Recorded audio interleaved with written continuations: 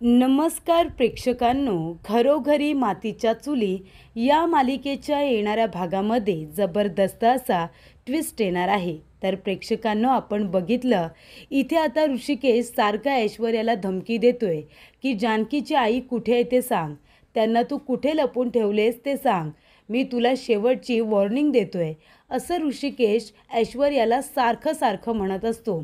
पण इथे ऐश्वर्या ऋषिकेशला सत्य सांगायला काही तयार नाही आहे, कारण तिला माहिती आहे या लोकांना जर कळलं की लता कुठे आहे तर हे लोक मला पोलिसांच्या ताब्यामध्ये देऊन मोकळे करतील। आणि आता तर काय, मागच्या वेळेला ऐश्वर्याला जानकीचा इतका राग येतो की ती आपल्या गुंड माणसांना लताबाईला मारून टाकायला सांगते। पण इथे आता जानकीचा जो भूतकाळ आलेला आहे, स्वतःच्या स्वार्थासाठी का होईना पण त्याने लताबाईचा जीव हा वाचवलेला आहे। आणि लताबाई आणि माया या दोघीजणी आता एका रूममध्ये बंद करून ठेवण्यात आलेल्या आहेत। पण प्रेक्षकांनो, इथे आता ऋषिकेशला काही करून जानकीची आई तिला परत मिळवून द्यायची आहे आणि त्यासाठी तो अतोनात प्रयत्न करतोय प्रेक्षकांनो। पण इथे ऐश्वर्या सत्य सांगत नाही आहे आणि त्यामुळे या लोकांना असं वाटतंय की लताबाई जिवंत आहे आणि हे ऐश्वर्याला माहिती आहे। पण आता नक्की लताबाई कुठे आहे हे ऐश्वर्याला सुद्धा माहिती नाही आहे। पण प्रेक्षकांनो, आता इथे ऐश्वर्याने रणदिवेंसमोर एक अट ठेवलेली आहे आणि खास करून ऋषिकेश आणि जानकी या दोघांच्या समोर एक अट ठेवली, म्हणजे इथे आता ऐश्वर्याला ऋषिकेश बरोबर लग्न करायचं आहे आणि जर ऋषिकेशने ऐश्वर्याबरोबर लग्न केलं तरच ती लताबाईचा पत्ता सांगेल, अशी तिने अट ठेवलेली असते। तर प्रेक्षकांनो, येणाऱ्या भागामध्ये ऋषिकेश बरोबर लग्न करणाऱ्या ऐश्वर्याला इथे जानकीने बरोबर धडा शिकवलेला असतो। ऐन लग्नाच्या वेळी इथे आता मंडपामध्ये नवरदेवाच्या जागी ऋषिकेश नाही तर सारंग उभा असतो आणि सारंगला बघितल्यानंतर प्रेक्षकांनो, इथे ऐश्वर्याच्या पायाखालची जमीनच सरकलेली असते। पहिला नवरा जिवंत असताना मोठ्या दिराबरोबरच लग्न करण्याचं जे काही स्वप्न ऐश्वर्याने बघितलेलं असतं ते आता स्वप्न इथे धुळीला मिळवलेलं असतं, ते म्हणजे जानकीने। लग्न मंडपामध्ये आता सारंगसुद्धा उभा असतो आणि त्याच वेळेला तिथे आता लताबाई आणि माया यासुद्धा दोघीजणी स्वतःचा जीव वाचून तिथे पोचलेल्या असतात। त्यामुळे इथे प्रेक्षकांनो, आता लग्न मंडपामध्ये जानकीने सगळ्यांच्या समोर इथे ऐश्वर्याची संपूर्णपणे लाज लज्जा काढलेली असते आणि आतापर्यंत तिने जेवढे मोठे मोठे गुन्हे केलेत ना, त्या गुन्ह्याची शिक्षासुद्धा तिला मिळवून दिलेली असते। तर अशा पद्धतीने प्रेक्षकांनो, जानकीचा संसार मोडून ऋषिकेश बरोबर लग्न करू पाहणाऱ्या ऐश्वर्याला धडा शिकवण्यासाठी जानकी, सौमित्र, ऋषिकेश या सगळ्यांनी जय्यत तयारी केलेली असते। आणि त्यामुळे प्रेक्षकांनो, येणाऱ्या भागामध्ये लवकरच इथे ऐश्वर्याची रवानगी आपल्याला जेलमध्ये झालेली दिसणार आहे। पण त्याआधी तिची खूपच जास्त संपूर्ण रणदिवेंनी लाचसुद्धा काढलेली असते। तर येणाऱ्या भागामध्ये कशा पद्धतीने या गोष्टी घडत जाणार आहेत, उलगडत जाणार आहेत, आपण सविस्तरपणे बघूया। प्रेक्षकांनो, आपण बघितलं लताबाईंना इथे आता जानकीच्या भूतकाळाने म्हणजे एका व्यक्तीने किडनॅप करून ठेवले, म्हणजे तिथे सगळ्या सुखसोयी आहेत पण आता रूम लॉक्ड आहे, खिडक्या बंद आहेत, बाहेर जाऊ शकत नाही आणि तिथे मायासुद्धा आहे। तेव्हा इथे लता म्हणत असते की मला इथे थांबून जमणार नाही आहे, माझ्या मुलीचा जीव धोक्यात आहे, त्या ऐश्वर्याने मला मारून टाकलं आहे आणि तिने माझ्या खोट्या खुनाचा आरोप माझ्या मुलीवरती केला आहे। माझी मुलगी आता जेलमध्ये जाऊ शकते माझ्या खोट्या खुनाच्या आरोपाखाली, मला इथून काही करून बाहेर पडावंच लागेल, नाहीतर माझ्या मुलीला विनाकारण शिक्षा भोगावी लागेल, असं लता म्हणत असते। त्यामुळे प्रेक्षकांनो, लता म्हणते मी जसं सांगते तसं कर, आपल्याला इथून काही करून बाहेर पडावंच लागणार आहे, कळलं तुला? तेव्हा इथे माया म्हणते बरं ठीक आहे, तुम्ही जसं म्हणाल आपण तसं करूया आणि इथून बाहेर पडूया। त्यानंतर प्रेक्षकांनो, जानकी आणि सौमित्र दोघेजण सारंगसाठी डबा घेऊन जात असतात। ते दोघेजण डबा घेऊन जात असताना तिथे ऐश्वर्या आलेली असते आणि ऐश्वर्या म्हणत असते की हे दोघेजण इतक्या रात्री आता कुणासाठी डबा घेऊन गेलेत, त्यानंतर प्रेक्षकांनो इथे आता जानकी विचार करत असते की आपल्या पाठीवरती कुणीतरी आहे, तिला संशय येत असतो. तर इथे ऐश्वर्या म्हणत असते की या लोकांचा पाठलाग केला पाहिजे. आणि तेव्हाच प्रेक्षकांनो इथे आता जानकीने खूप छान अशी आयडिया केलेली असते. तर इथे जानकी आणि सौमित्र दोघेजण गुलाबच्या घरी जातात, त्यांना डबा घेऊन जातात. कारण इथे सगुणाची तब्येत ठीक नसते. तेव्हा इकडे जानकी म्हणत असते की गुलाबदादा हे बघा, मी तुमच्यासाठी डबा घेऊन आली आहे, सगुणाला बरं वाटत नाही आहे ना म्हणून. तेव्हा प्रेक्षकांनो जानकीच्या लक्षात आलेलं असतं की ऐश्वर्या तिचा पाठलाग करते आणि म्हणूनच तिने योग्य वेळेवरती आता आपली चाळ बदलत सारंगकडे न जाता ती गुलाबच्या घरी गेलेली असते. त्यानंतर प्रेक्षकांनो इथे आता ऐश्वर्याला असं वाटतं की ह्या जानकीला प्रत्येक वेळेला कुणाची ना कुणाची माया येत असते, तर ह्या वेळेला या आता सगुणाची माया आलीच असेल. त्यानंतर ऐश्वर्या घरी येते. ती म्हणत असते आता काय करू, प्रॉपर्टीचे पेपर जर मिळाले नाही ना तर मात्र हे लोक मला आता घरातून बाहेर काढायच्या आधी तो माणूसच माझा जीव घेईल. त्याने मला लवकरात लवकर प्रॉपर्टीचे पेपर त्याला द्यायला सांगितलेत. काय करू आता मलाच कळत नाही आहे. त्यानंतर प्रेक्षकांनो इथे आता आलेले असतात जोगतीरमाई. जोगतीरमाई आल्यानंतर इथे देवी आईचं आणि माईंचं छान असं स्वागत केलं जातं, त्यांची ओटी भरली जाते. त्यानंतर प्रेक्षकांनो सुमित्रा म्हणत असते की माई माझ्या सुनेला छान आशीर्वाद द्या, सगळं काही व्यवस्थित होऊ द्या. तेव्हा इथे आता जोगतीरमाई म्हणत असतात की जानकी आत्तापर्यंत तुझ्या रस्त्यामध्ये तुझ्या आयुष्यामध्ये फक्त काटे होते, खूप संकट आली तुझ्या रस्त्यामध्ये, खडतर रस्त्यामध्ये काटेसुद्धा होते. पण आता तर तो रस्ता अजूनच इथे निसरटा होणार आहे. कारण तुझ्या भूतकाळामध्ये ज्या काही चुका घडलेल्या आहेत ना त्याची शिक्षा तुला जणू काही आता ह्या वर्तमानामध्ये आणि तुझ्या भविष्यामध्ये मिळणार आहेत. तुझ्या भूतकाळामध्ये जे काही घडलं आहे त्याच्यावरून तुझा वर्तमान आणि तुझा भविष्य हा आता ठरणार आहे, असं इथे जोगतीरमाई म्हणत असतात. त्यामुळे प्रेक्षकांनो जानकी टेन्शनमध्ये आलेली असते. जानकीला असं वाटतं की माझ्याबरोबर आता काय घडणार आहे, माझी आई नक्की असेल ना, ती सुखरूप तर असेल ना, असा विचार करत असते. आईच्या टेन्शनने ती पूर्णपणे आता विचलित झालेली असते. तेव्हा प्रेक्षकांनो जानकीचं हे दुःख ऋषिकेशला बघवत नाही आणि ऋषिकेश म्हणत असतो काय झाले तुला ऐश्वर्या, कधी सांगणार आहेस तू लताबाईंचा पत्ता? हे हे सगळं करून आहे ना तुला काही मिळणार नाही आहे, कळलं ना. तुझ्या विरोधामध्ये आम्ही पोलीस कंप्लेंट करू आणि तुला चौकशीला न्यायला सांगू, कारण तूच लताबाईंना किडनॅप केलेस असे असंख्य पुरावे आहेत आमच्याकडे, कळलं तुला. तेव्हा प्रेक्षकांनो इथे आता ऐश्वर्या म्हणत असते अच्छा, म्हणजे आता तुम्ही प्रॉपर्टीचे पेपरही तुमच्याकडे घेतलेत आणि मी आता लताबाईंचा पत्ताही तुम्हाला देईन. मग लताबाई तुम्हाला सापडली की मग तुम्ही काय कराल, मला या घरातून हकलून द्याल, बरोबर ना. हाच प्लॅन आहे ना तुमचा. आता सारंगसुद्धा नाही आहेत, म्हणजे आता मी एकटी पडली आहे. त्याच्यानंतरला लताबाई तुम्हाला मिळेल, प्रॉपर्टीचे पेपर तुम्हाला मिळाले, मग तुम्ही सगळेजणं मिळून रणदिवे मला या घरातून हकलून देणार, असाच प्लॅन आहे ना तुमचा. तेव्हा इथे ऋषिकेश म्हणत असतो मग काय हवं आहे तुला सांग ना, आता काय करायचं. आत्तापर्यंत तू ज्या पद्धतीने वागलेस ना तुझ्याबरोबर असंच वागायला हवं. ऐश्वर्या म्हणते अजिबात नाही, मी कधी जानकीला तिच्या आईचं सुख मिळू देणार नाही आहे, तिलासुद्धा अनाथच राहू दे.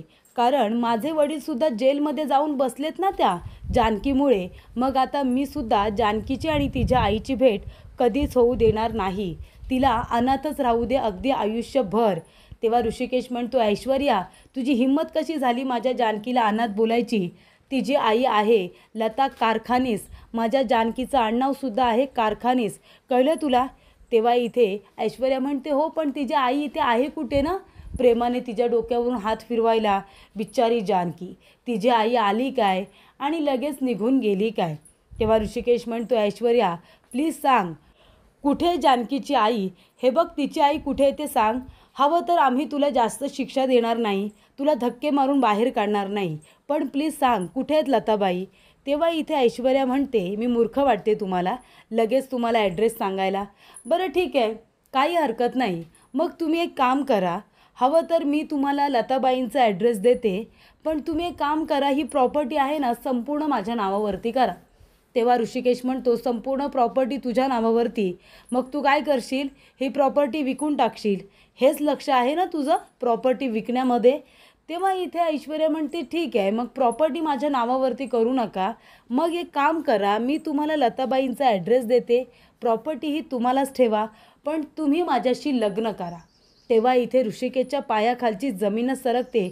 तो म्हणतो, काय ऐश्वर्या, तुला लाज वाटते का? तू काय बोलतेस हे तुला कळतंय तरी? तेव्हा ऐश्वर्या म्हणते, हो मला कळतंय ना.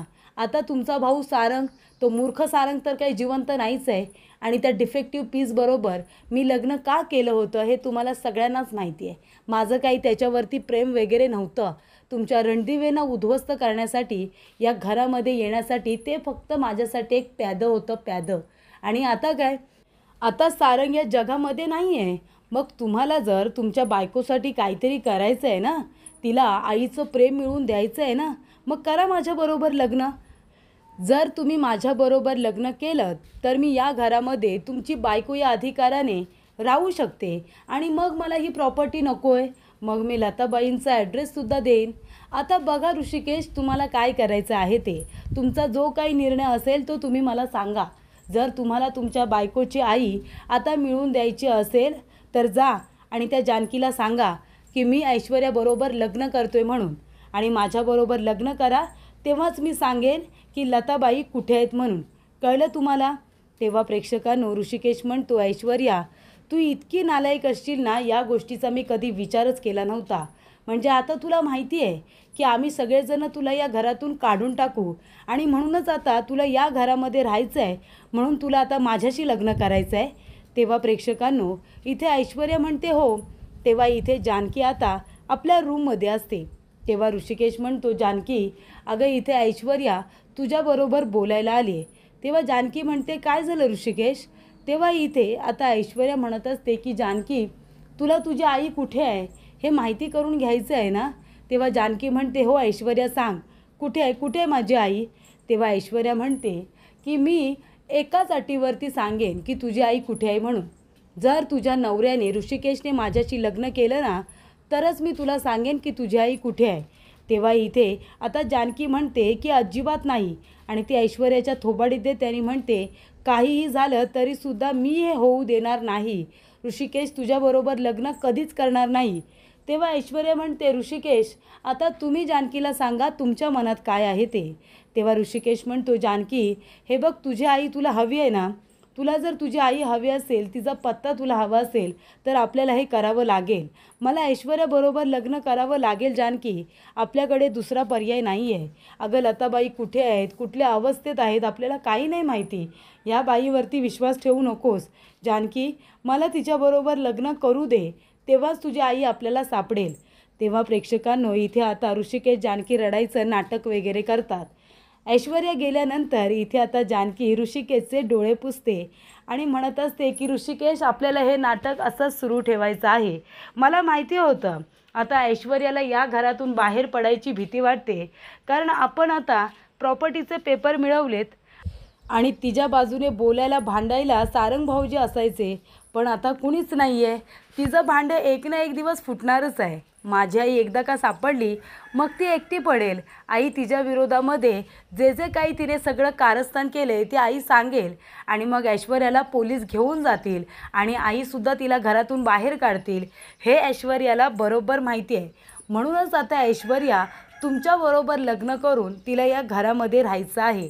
त्यामुळे प्रेक्षकांनो, इथे आता जानकी म्हणते की ठीक आहे, तिला आता या घरामध्ये टिकून राहण्यासाठी तुमच्याबरोबर लग्न करायचं आहे ना, आपण आता लग्नाचा घाट घालूया, आणि त्याच्यामध्येच ऐश्वर्याची इथे पुंगी वाजवूया, असं आता जानकीने ठरवलेलं असतं. तोपर्यंत प्रेक्षकांनो, इथे जानकीने आता प्रॉपर्टीचे पेपर व्यवस्थित ठेवलेले असतात, लग्नाची तयारी केलेली असते, आणि तेव्हाच प्रेक्षकांनो, इथे लता आणि माया दोघीजणीसुद्धा त्या आता रूममधून बाहेर पडतात. कारण का, जेव्हा तो माणूस आता भाजीपाला घेऊन येतो, तेव्हा त्या ठिकाणी आता लता आणि माया दोघीजणी एका बाजूला लपून बसलेल्या असतात, आणि त्या माणसाच्या डोक्यामध्ये इथे वजनदार वस्तू मारून त्या माणसाला बेशुद्ध करतात, आणि दोघीजणी त्या रूममधून बाहेर पडतात. आणि तिथून बाहेर पडल्यानंतर माया लताला घेऊन आता रणदिवेंच्या घरी आलेली असते आणि इथे रणदिवेंच्या घरी ऐश्वर्या आणि ऋषिकेशचं लग्न ठरलेलं असतं. पण प्रेक्षकांनो, लग्न मंडपामध्ये ऋषिकेशच्या जागी नवरदेव म्हणून आता सारंग उभा असतो. तेव्हा जानकी म्हणत असते की ऐश्वर्या, सांग, ऋषिकेश बरोबर लग्न करायच्या आधी सांग की माझी आई कुठे आहे. तेव्हा ऐश्वर्या म्हणते की जेव्हा लग्न पूर्ण होईल, जेव्हा ऋषिकेश माझ्या गळ्यामध्ये हार आणि मंगळसूत्र घालतील, तेव्हाच मी सांगेन तुझी आई कुठे आहे. कळले तुला जानकी. त्यानंतर प्रेक्षकांनो, इथे आता अजूनही ऐश्वर्या काही बोलायला तयार नाही आहे. तेवढ्यातच तिथे लताबाई येतात आणि म्हणतात, जानकी, मी आली आहे जानकी. तेव्हा इथे माया आणि लता दोघीजणी सोबत आलेल्या असतात. तेव्हा माया आणि लताला बघून इथे आता जानकीच्या जीवात जीव येतो. तेव्हा लता म्हणत असते, जानकी, मी आली आहे. तेव्हा इथे लताला तिथे बघून ऐश्वर्याच्या पायाखालची प्रेक्षकांनो आता जमीनच सरकलेली असते. तेव्हा इथे आता काय होणार. ज्या गोष्टीसाठी मला हे लग्न करायचं होतं, आता तर लताबाई इथे आली. तेव्हा प्रेक्षकांनो, इथे आता जानकी म्हणत असते की ऋषिकेश, माझ्या गळ्यामध्ये हार घाला. तेव्हा ती आता मध्ये जे कापड धरलेलं असतं ते बाजूला करते. बघते तर काय, समोरच ऋषिकेश नसून तिथे सारंग उभा असतो आणि बाजूला ऋषिकेश उभा असतो, अगदी जानकीच्या बाजूला. तेव्हा इथे प्रेक्षकांनो, आता सारंग जिवंत आहे हे बघितल्यानंतर ऐश्वर्याच्या पायाखालची जमीनच सरकते आणि तेव्हा जानकी जाते आणि ऐश्वर्याच्या जोरदार थोबाडीत देते आणि म्हणते की सारंग भाऊजी खरोखर मेले तसं वाटलं तुला, आणि इथे आता स्वतःची कातडी वाचवण्यासाठी माझा संसार उद्ध्वस्त करायला निघालीस. माझ्या नवऱ्याबरोबर लग्न करून तुला या घरामध्ये टिकून राहायचं आहे का. असं इकडे आता जानकी म्हणते. आता लताबाई परत आलेल्या असतात. इथे आता पोलिसांना फोन केलेला असतो. लताबाईंनी संपूर्ण गुन्ह्याची कबुली दिलेली असते आणि ऐश्वर्याच्या कारस्थानांचा पाढा वाचलेला असतो. त्यामुळे प्रॉपर्टीचे पेपर आणि इथे लताबाई दोन्हीसुद्धा जानकीकडे परत आलेले असतात आणि सारंगसुद्धा जिवंत आहे हे ऐश्वर्याला कळलेलं असतं.